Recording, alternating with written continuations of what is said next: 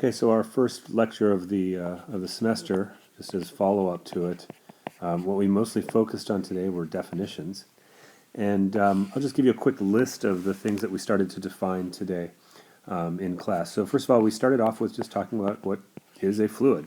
Obviously, that's a key thing when we want to talk about fluid mechanics. And the defining characteristic of a fluid is a substance which, when a shear stress is applied, it continuously deforms under that shear stress, becoming increasingly strained with time. That happens regardless of how small that shear stress is, and it happens continuously for as long as that stress is applied. We also talked about the fluid density. The fluid density is just equal to its mass per volume.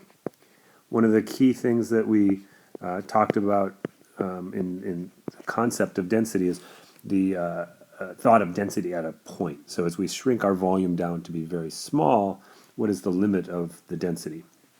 Then we started talking about the fluid velocities.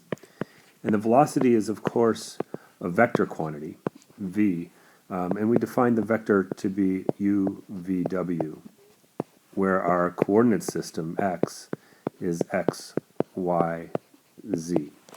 Now I talked about two distinct descriptions of velocity variability. A velocity profile. Velocity profile varies in one dimension. One dimension.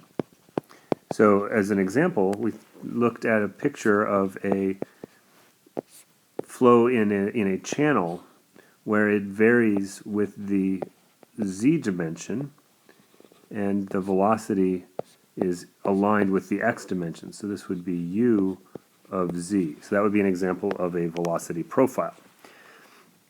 A velocity field is one that varies in 2 or 3 dimensions. And so it's a more complete description. I'll just say for now multiple dimensions.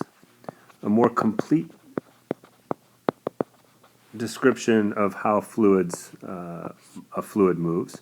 An example would be, say, in a box or in a room, thinking about how the fluid moves around the room, and you could imagine, suppose that there was a system that had 2 cells like this. Maybe you had a vent blowing into the bottom of the room, causing the circulation. The velocity field would be this description of the fluid motion throughout that room. Finally, we talked a little bit about viscosity, but I'm going to leave that discussion until Monday. And have a good weekend.